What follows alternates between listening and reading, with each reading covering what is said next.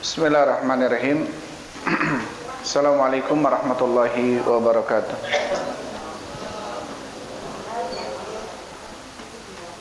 Alhamdulillahilladzi arsala rasulahu bil huda wa dinil haq liyudhhirahu 'ala ad-dini kullihi wa kafa billahi syahida. Wa asyhadu an la ilaha illallah wahdahu la syarika la iqraran bihi wa tauhida.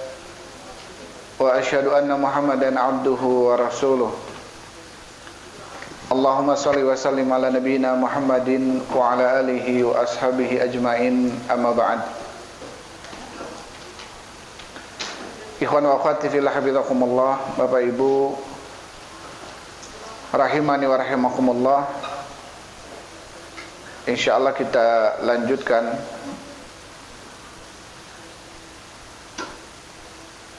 kajian kita dalam kitab Riyadhus Shalihin karya Imam Nawawi rahimahullahu taala.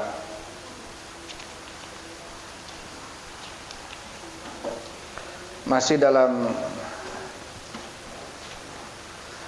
Kitabul Libas,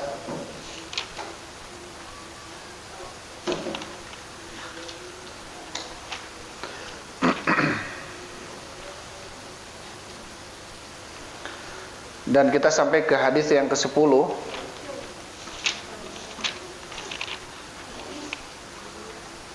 Di dalam bab sifat tulul qamisi wal qummi, bab sifat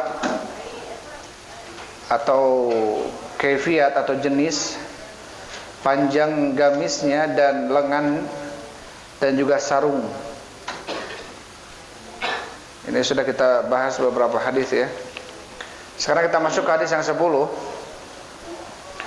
Bismillahirrahmanirrahim. Qala al-Imam Nawawi rahimahullahu taala, al-haditsul ashir, hadis yang ke-10. Wa an Abi Sa'id Al-Khudri radhiyallahu anhu, dari Abu Sa'id Al-Khudri, semoga Allah meridainya. Qala, berkata, qala Rasulullah sallallahu alaihi wasallam, telah bersabda Rasul sallallahu alaihi wasallam, izratul muslimi ila nisfis saq, sarungnya seorang muslim sampai setengah betis. Wala haraja aula junaha, dan tidak mengapa fima bainahu wa bainal ka'bain, antara betis dan dua mata kaki. Famakana asfala minal ka'baini fahuwa finnar, adapun apa-apa yang di bawah dua mata kaki maka dia di dalam neraka. Wa man jarra izarahu bataran, dan barang siapa yang mengulurkan kainnya dalam kondisi sombong, lam yandurillahu ilaihi, maka Allah tidak akan melihat kepadanya. Rawahu Abu Daud bi isnadin sahih. Hadis ini diriwayatkan oleh Abu Daud dengan sanad yang sahih. Dan ini sudah dijelaskan ya pada pertemuan sebelumnya tentang bahwasanya menjulurkan kain di bawah mata kaki termasuk dosa besar. Kenapa? Karena pelakunya diancam oleh Allah Subhanahu wa taala dengan api neraka. Dan ada dua kondisi seseorang ketika menjulurkan kain di bawah mata kaki. Yang pertama hukumnya haram, yang kedua hukumnya haram sekali gitu. Yang pertama menjulurkan kain dalam kondisi tidak sombong, maka ini tetap tidak boleh. Yang kedua menjulurkan kain di bawah mata kaki dalam kondisi sombong, maka ini lebih haramnya karena diancam oleh Allah Subhanahu wa taala. La yandurullah ilaihi, Allah tidak akan melihat kepadanya. Wala yuzakkihim, dan Allah tidak akan mensucikan mereka. Wala yukallimuhum, Allah tidak akan berbicara dengan mereka. Walahum adzabun alim, dan bagi mereka adab yang pedih. Salah satunya adalah al-musbilu izar, yaitu yang menjulurkan kain. Walaupun di sini pernah disebutkan ya tentang penjelasan Imam Nawawi tentang yang menjulurkan kain di bawah mata kaki, ada dua hukum. Yang pertama bisa makruh kalau dia menjulurkannya nggak sombong. Kapan menjadi haram? Ketika dia menjulurkannya dalam kondisi sombong. Ini pendapatnya Imam Nawawi dari kalangan Syafi'iyah. Adapun dari kalangan madhab yang lainnya tentang hukum ini menjelaskan tentang haram. Dua-duanya haram, hanya saja kalau menjulurkannya dalam kondisi sombong, haramnya lebih ditekankan lagi, hukumnya lebih dahsyat. Kemudian kita masuk ke hadis yang ke-11. Al-hadisul hadil asyar, hadis yang ke-11.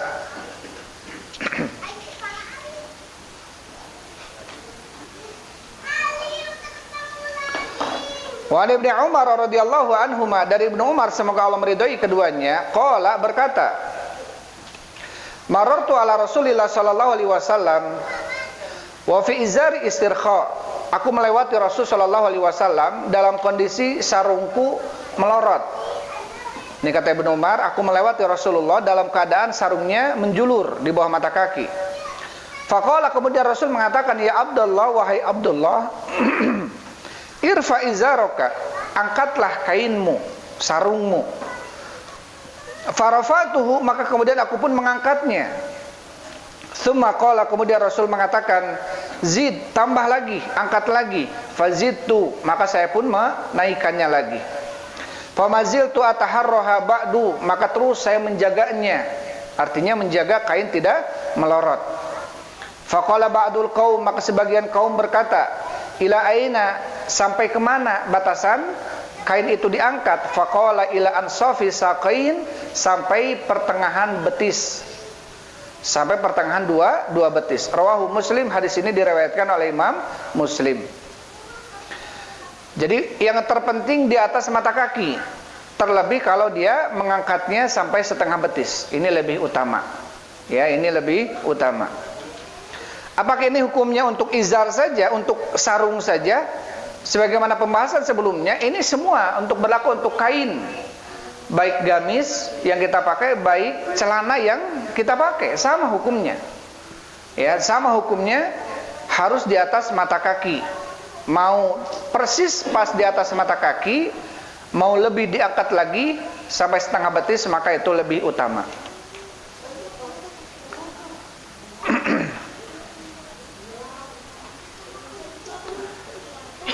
Baik, itu hadis yang ke-11. Kemudian hadis yang ke-12, wa anhu, dan darinya, masih dari Ibnu Umar, semoga Allah meridhoinya, qala, berkata, qala Rasulullah sallallahu alaihi wasallam, telah bersabda Rasul sallallahu alaihi wasallam, man jarra thawbahu khuyala lam yandurillahu ilaihi yaumal qiyamah. Barang siapa yang menjulurkan kainnya dalam kondisi sombong, lam yandurillahu ilaihi, maka Allah tidak akan melihat kepadanya yaumal qiyamati, pada hari kiamat. Faqalat Ummu Salamah, maka berkata Ummu Salamah. Ummu Salamah ini istrinya Rasulullah, ya. Fa kaifa tasna'un nisa'u biduyulihinna, maka bagaimana, ya, para perempuan melakukan dengan kain-kain yang menjulurnya? Karena perempuan tadi disebutkan bahwasanya tidak boleh menjulurkan kain di bawah mata kaki. Itu bagaimana dengan para perempuan? Qala, kemudian Rasul mengatakan, yurkhina shibron, maka bagi perempuan untuk menjulurkan di bawah mata kaki shibron, 1 jengkal. Jadi kalau laki-laki harus di atas mata kaki, kalau perempuan justru harus di bawah mata kakinya, shibron, 1 jengkal. Qalat idan takashifu aqdamahunna. Baik. Bagaimana kalau masih terlihat kaki-kaki mereka, kalau cuma sejengkal? Qala fayurkhinahu dira'an la yazidna, maka kalau masih terlihat 1 jengkal, masih terlihat kaki para perempuan, maka hendaklah dia menjulurkannya dira'an, 1 hasta. 1 hasta, dira'an ini 1 hasta, 40 cm. La yazidna, dan tidak melebihi daripada itu. 1 cm, 40 cm dari kaki, dari mata kakinya. Jadi ketika seorang perempuan membuat bajunya, maka melebihkan dari tinggi badannya berapa? 1 jengkal. Tapi kalau 1 jengkal masih terlihat mata kakinya atau masih terlihat kakinya, maka dianjurkan berapa? 1 hasta, 40 cm. Qalat, kemudian Ummu Salamah berkata, taib, fayurkhinahu dira'an la yazidnahu, maka hendaklah dia taib, dia menjulurkannya satu hasta kalau masih terlihat kakinya. Di sini perbedaan ya antara laki-laki dengan perempuan, karena al-mar'atu aurah, perempuan adalah aurat. Perempuan itu aurat. Sepakat para ulama seluruh perempuan itu aurat kecuali telapak tangan dan muka.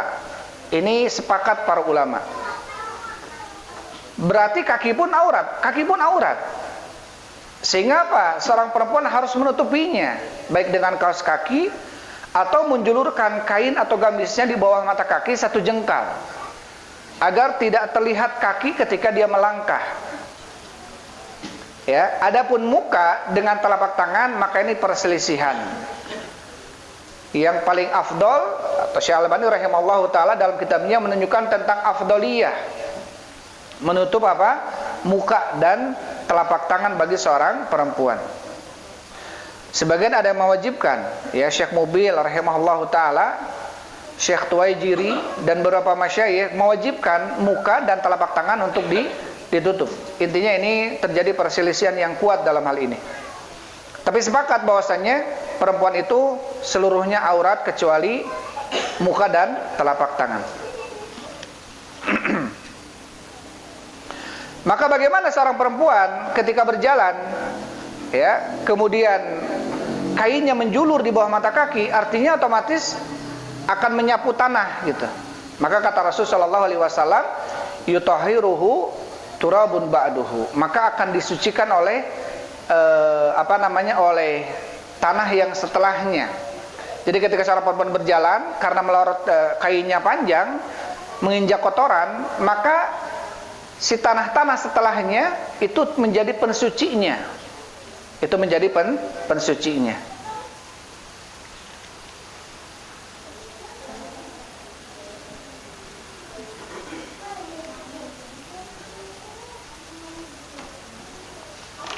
Taib, itu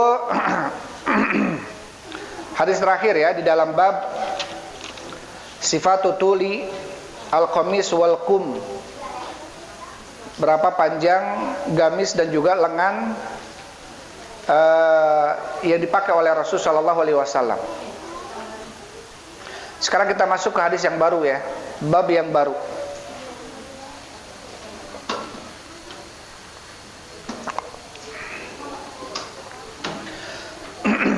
Masuk ke dalam bab yang baru. Qala al-Imam Nawawi rahimahullahu taala, bab istihbabi tarki tarafu'i fil libasi tawadu'an. Bab mustahabnya tarki tarafu', meninggalkan kemewahan, fil libasi, di dalam pakaian, tawadu'an, sebagai bentuk tawadu. Sebagai bentuk apa? Tawadu. Jadi dia punya baju mewah tapi dia tidak pakai. Ya, sebagai bentuk tawadu.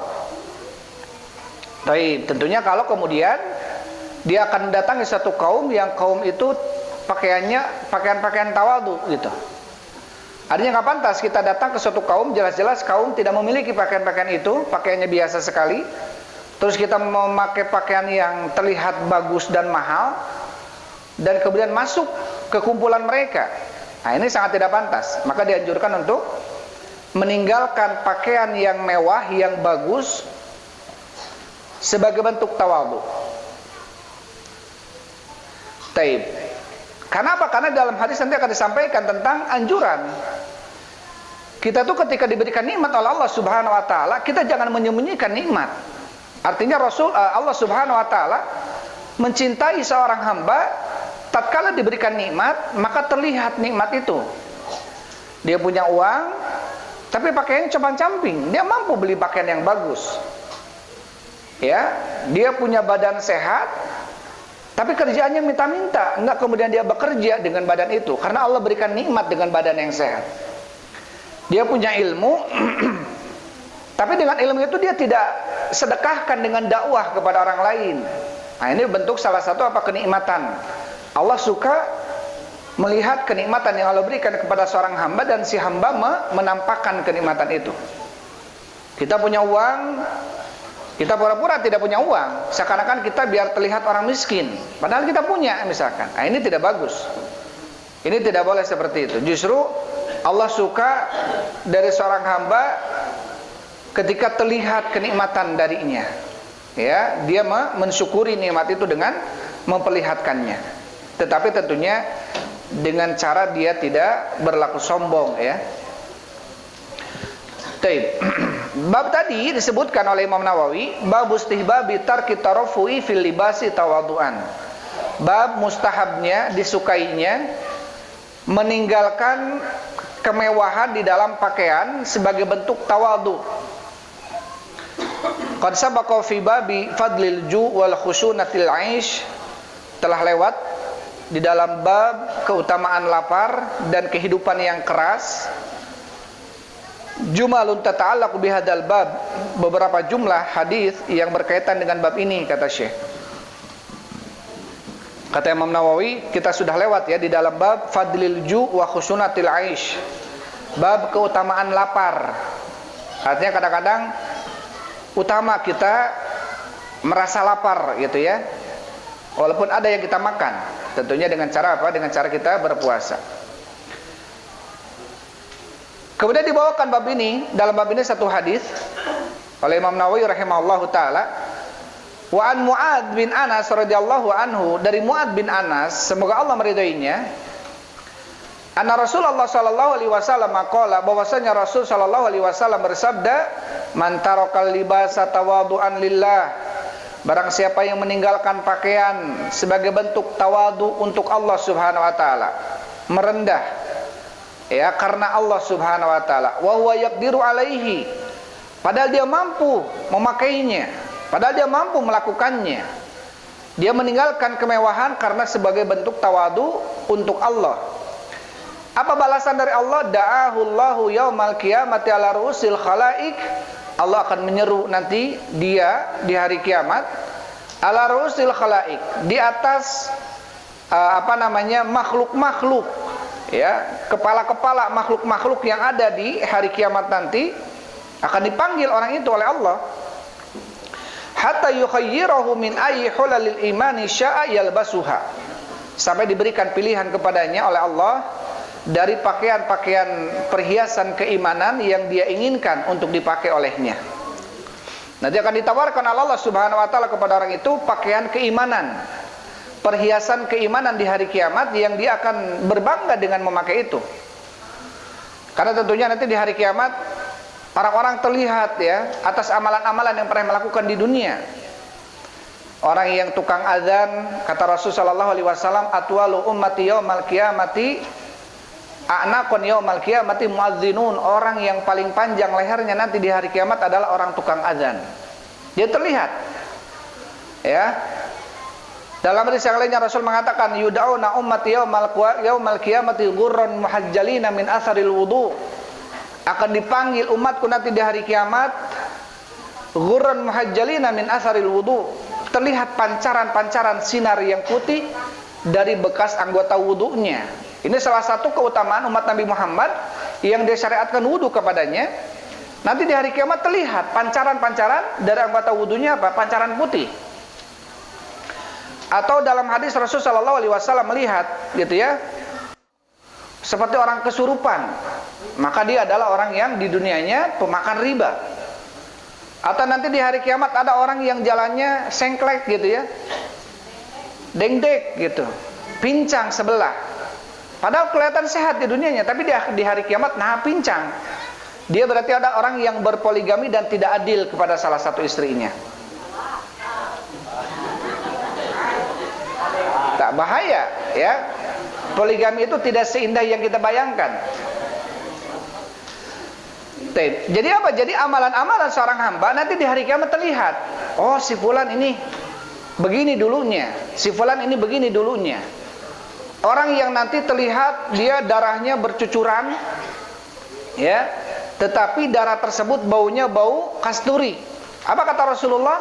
Dia adalah orang yang matinya di jalan Allah Subhanahu wa taala, mujahid fi sabilillah. Ya, launuhu launud dam, warihu rihul misk. Warnanya warna darah tapi baunya bau kasturi. Makanya orang yang mati syahid jangan dimandikan. Biarkan dia kuburkan dengan darah yang mengalir dari anggota tubuhnya. Atau orang yang nanti kita melihat pakai kain ihram sambil talbiyah labbaik Allahumma labbaik. Dia nanti di hari kiamat apa kata Rasul? Fa innahu yub'atsu yaumal qiyamati mulabbiyan. Nanti dia di hari kiamat dibangkitkan dalam kondisi bertalbiyah. Siapa ini? Orang yang sedang ihram atau sedang haji, sedang memakai kain ihram, baik ihram umrah atau ihram haji, dan dia wafat ketika itu. Maka kondisinya apa? Di hari kiamat pun dalam kondisi seperti itu. Maka ada orang-orang yang nanti dipanggil oleh Allah Subhanahu wa taala, diberikan pilihan kepadanya, nih pakaian-pakaian keimanan, perhiasan keimanan, mana yang engkau ingin pakai?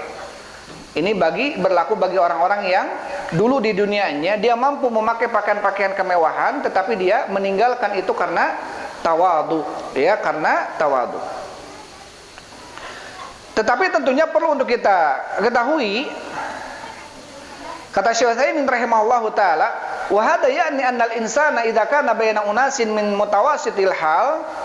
Artinya ini adalah kondisi seorang manusia ketika dia berada di sekitaran orang-orang yang mutawassitil hal. Kondisinya ini pertengahan, artinya enggak mewah, enggak kaya, enggak miskin, tapi pertengahan.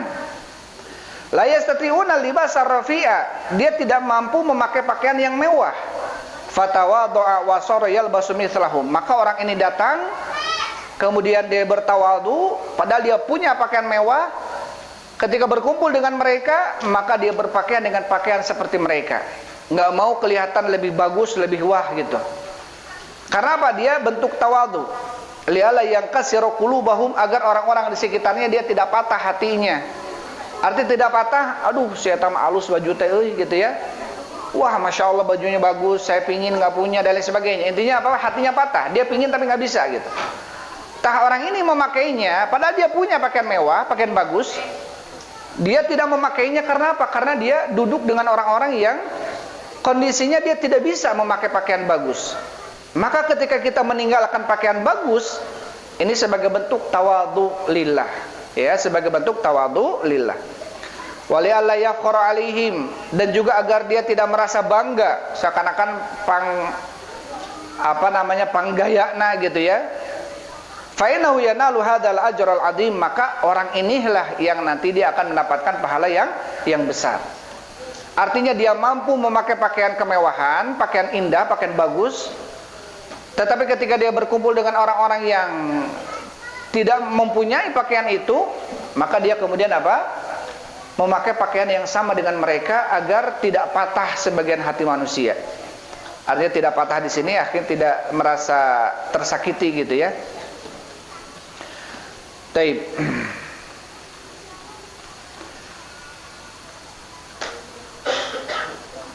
Jadi itu, ketika seseorang dia meninggalkan pakaian kemewahan, keistimewaan, tetapi dia meninggalkannya karena apa? Karena tawadhu untuk Allah Subhanahu wa taala, maka balasannya Allah akan panggil nanti di hari kiamat, diperintahkan untuk memakai pakaian keimanan, ya, untuk memakai pakaian daripada pakaian keimanan.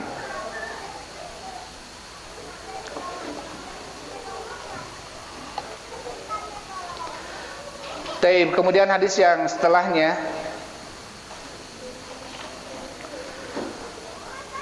itu satu hadis ya, dalam bab istihbab tarki tarafu, dibawakan satu hadis oleh Imam Nawawi. Kemudian bab setelahnya, bab istihbab tawassuti fil libas, bab mustahabnya tawassut, pertengahan, fil libasi, di dalam berpakaian. Tidak kulehe gitu ya, tidak mewah. Artinya dia semampunya, seadanya. Ketika dia pakai pakaian bagus menurut dia, ya, dan bagus di sini artinya bukan berarti dia pakaian kebanggaan, pakaian kemewahan gitu ya, memaksakan diri dengan itu. Dan juga apa? Dia tidak memakai pakaian yang compang-camping, seakan-akan menutupi dirinya padahal mampu. Takut dilihat orang lain kaya gitu ya, pakai pakaian bagus, bisi seueur rambut artos, tos we lah pakaian biasa gitu. Seueur rambut artos ini ya. Taib. Wala yaktasir ala ma yazri bihi lawiri hajatin wala maksudin syar'i, dan tidak boleh dia membatasi ya pakaian tersebut di bawah itu, artinya apa? Memakai pakaian yang di bawah kondisi yang dimilikinya tanpa hajat dan tanpa maksud syar'i. Artinya dia bisa memakai pakaian yang bagus, tapi dia justru memakai pakaian yang jelek. Kenapa dia memakai pakaian yang jelek? Dia tidak ada maksud syar'i. Kalau tadi dia maksud syar'i yang di atas, hadis yang di atas, justru terpuji. Kalau kemudian dia tidak memakai pakaian bagus, dia memakai pakaian biasa, karena nanti dia berkumpul dengan orang-orang pakaiannya biasa. Berarti dia apa? Meninggalkan pakaian bagus, memakai pakaian biasa. Karena apa? Karena tawadhu. Maka ini bagus. Tapi kalau tidak ada maksud itu, gitu ya, ujung-ujung pakai pakaian yang jelek, biar terlihat sama orang lain miskin misalkan, biar terlihat sama orang lain gak punya padahal punya, maka ini tercela dalam Islam. Karena apa? Karena Allah suka kepada seorang hamba yang justru memperlihatkan kenikmatannya. Ya, Allah suka kepada seorang hamba yang justru memperlihatkan kenikmatan yang Allah berikan kepadanya. Dibawakan hadis dalam bab ini satu hadis ya oleh Imam Nawawi.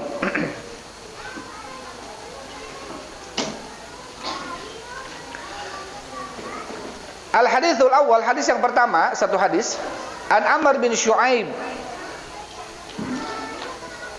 Hadisnya dari Amr bin Shu'aib. An abihi, dari bapaknya. An jaddihi, dari kakeknya. Radhiyallahu anhu, semoga Allah meridhoinya.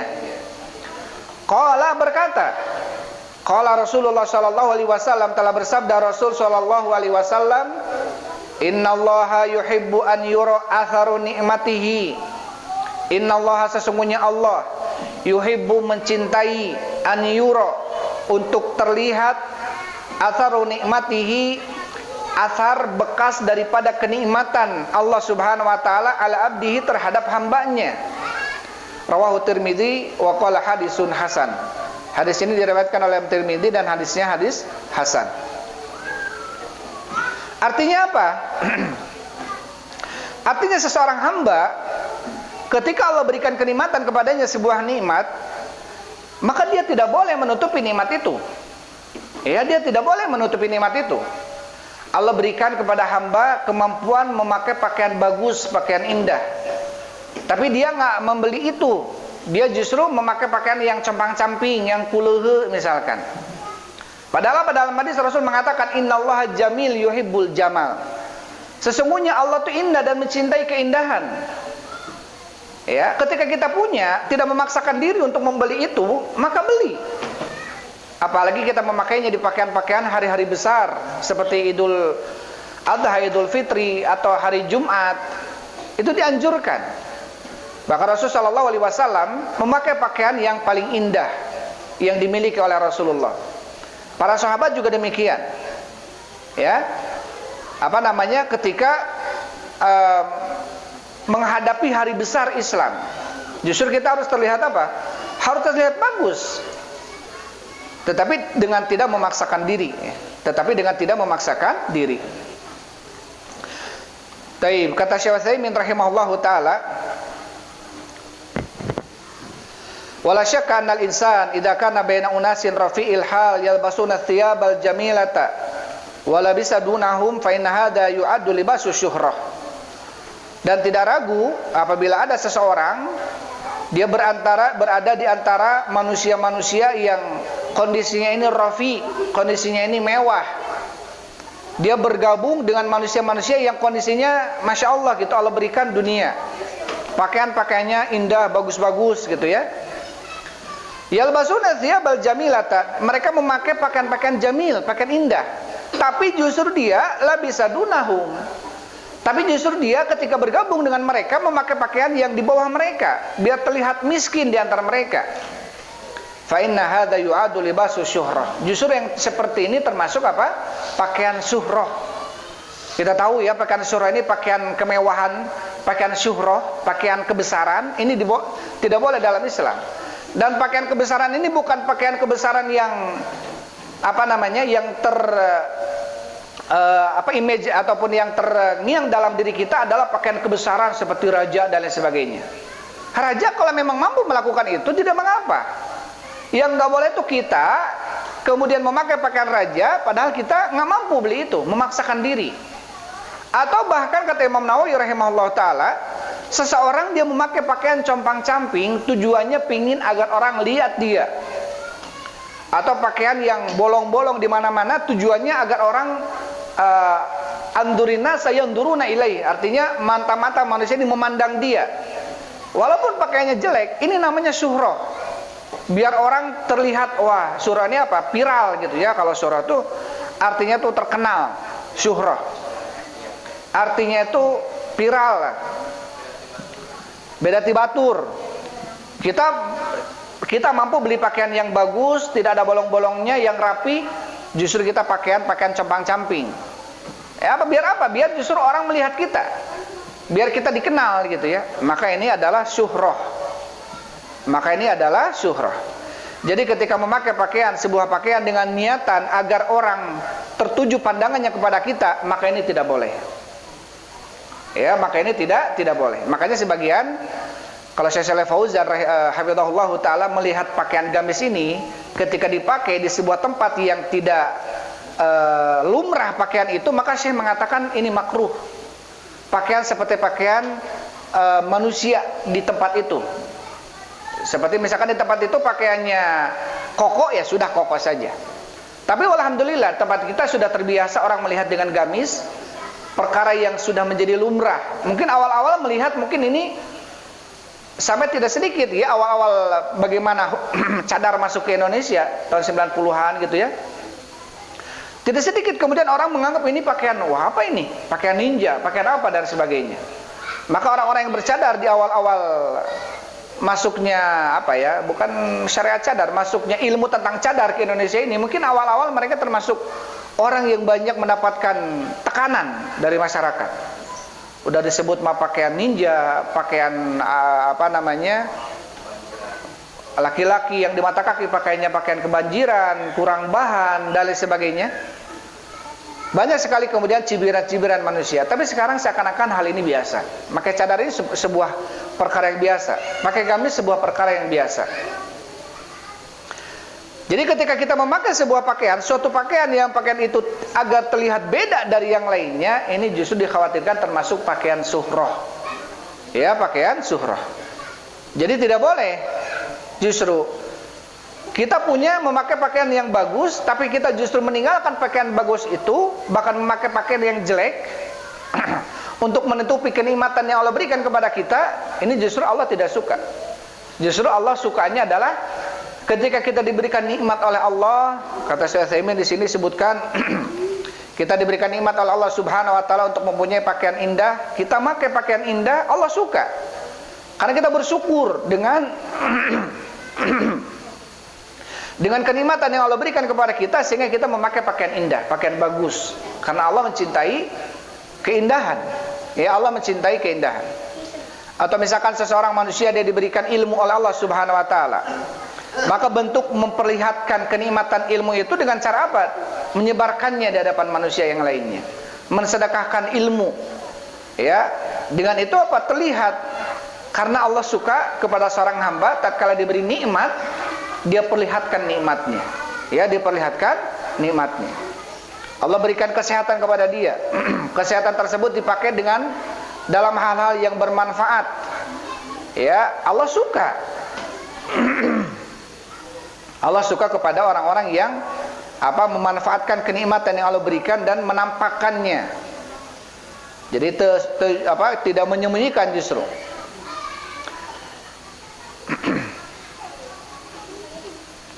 Wa amman an'ama Allahu alaihi bil mal. Adapun orang yang Allah berikan kenikmatan dengan harta, wa sara la yura alaihi atharun ni'mah. Kemudian dia menjadi seorang manusia yang tidak terlihat bekas nikmat yang Allah berikan kepadanya.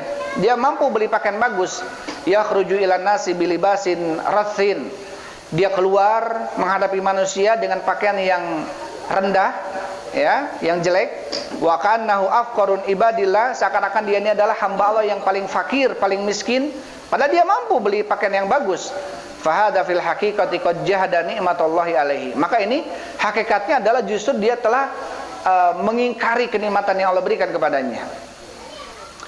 Kaifa yan'amullahu alaihi bil mali wal khair wa takhruju ila nasi bi thiyabin kalibasil fuqara.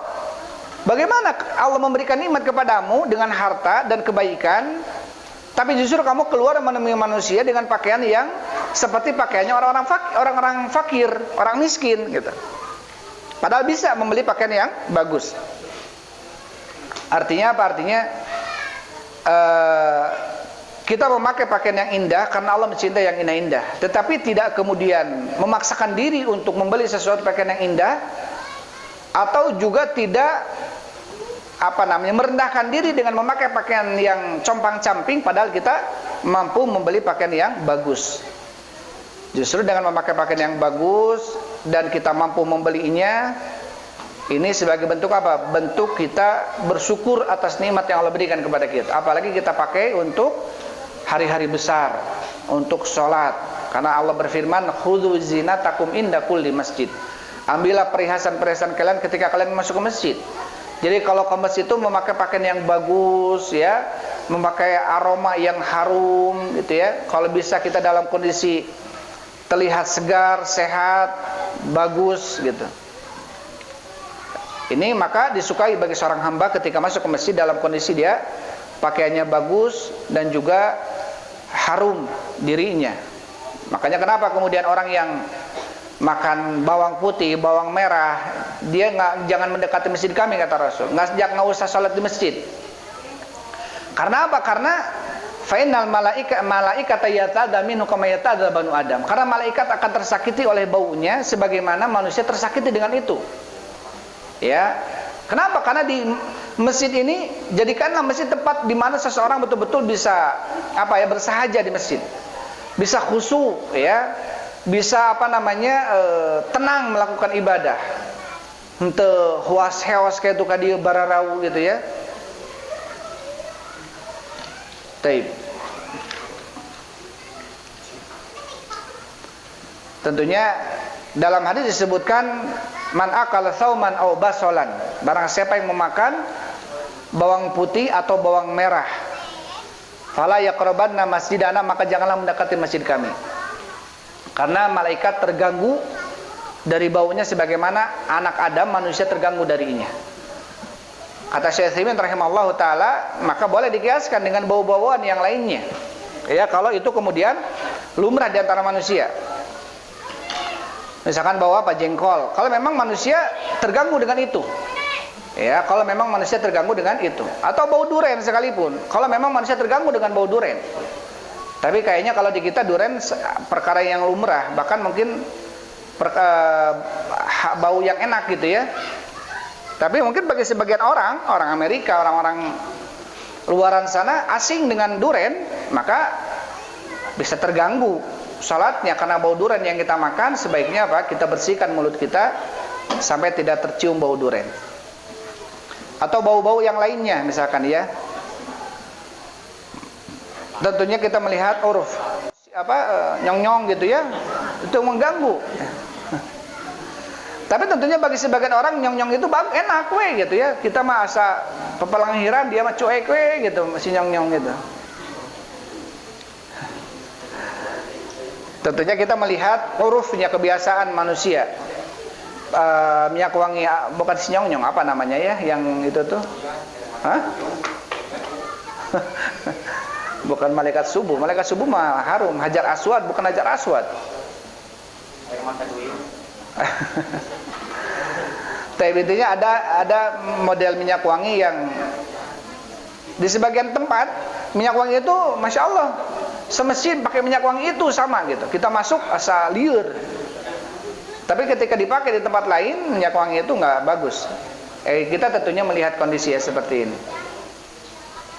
Melihat urufnya manusia, kebiasaannya manusia. Jadi intinya yang ketika seorang manusia bisa terganggu dengan bau yang kita bawa ke masjid, maka ini sebaiknya ini makruh gitu ya. Kalau memang betul-betul dia terganggu. Kalau betul-betul dia terganggu yang sifatnya lumrah gitu.